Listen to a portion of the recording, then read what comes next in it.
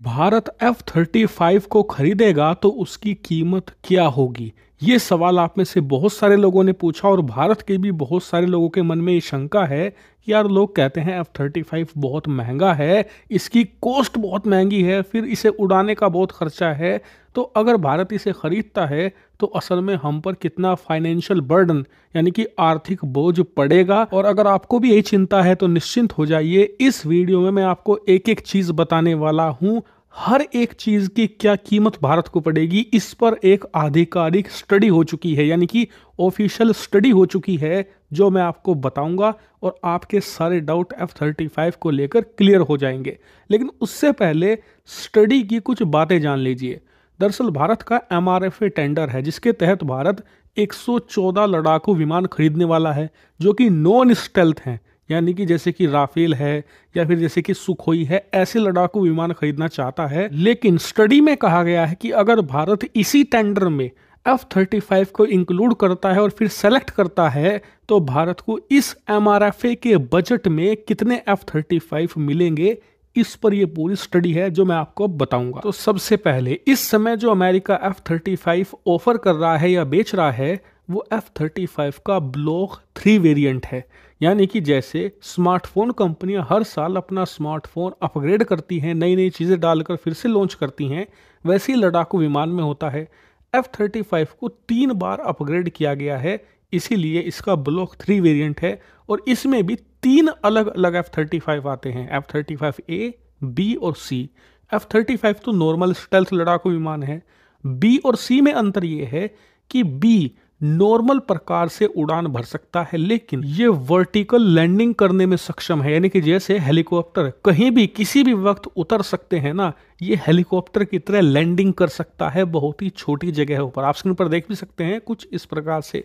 लेकिन जो C variant है वो सबसे आधुनिक है, वो हेलीकॉप्टर की तरह उड़ान यानी कि टेक ऑफ भी कर सकता है और लैंडिंग भी।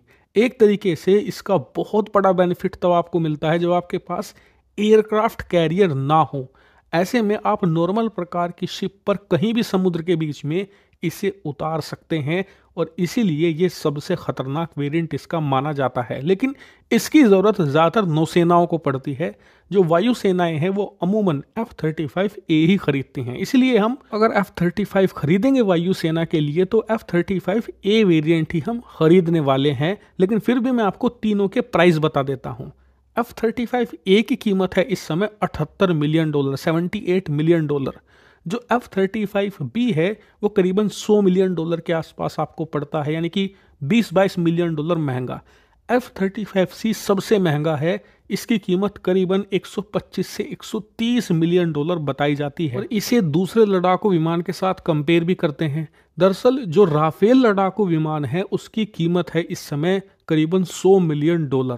इससे आप अंदाजा लगा लीजिए कि F-35 महंगा है या सस्ता है। लेकिन एक बात याद रखिए कि जो भी मैंने आपको प्राइस बताए हैं, चाहे F-35 के या राफेल के, वो सेकंड टाइम बायर्स के लिए हैं।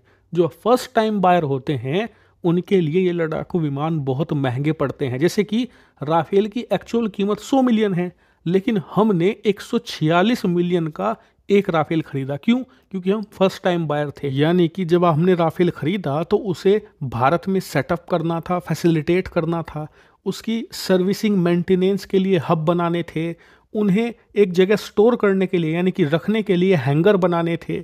इसके अलावा भी भारत में फ्यूचर में जो उसकी ऑपरेशनल कैपेबिलिटी है उसे बनाए रखने के लिए अलग इंफ्रास्ट्रक्चर तैयार करना था, इसीलिए उसकी कीमत बहुत ही ज़्यादा थी। तीसरा बड़ा पॉइंट होता है कस्टमाइजेशन। जब आप नई चीज़ कोई खरीदते हैं उसमें कस्टमाइजेशन कराते हैं तो शुरुआत में जो आपका दुकानदार है ना, यानी कि जो सेलर है, वो ज़्यादा चार्ज करता है। लेकिन फिर आप जब बार बार उससे खरीदने लग जाते हो तो आपसे नॉर्मल कीमत ही लेता है। क्यों? क्योंकि कस्टमाइजेशन में शुरुआत में खर्चा आता है। एक बार आपने शुरुआती खर्चा दे दिया तो उसके बाद भविष्य में जब आप खरीदोगे तो आपको नॉर्मल रेट ही देने पड़ेंगे।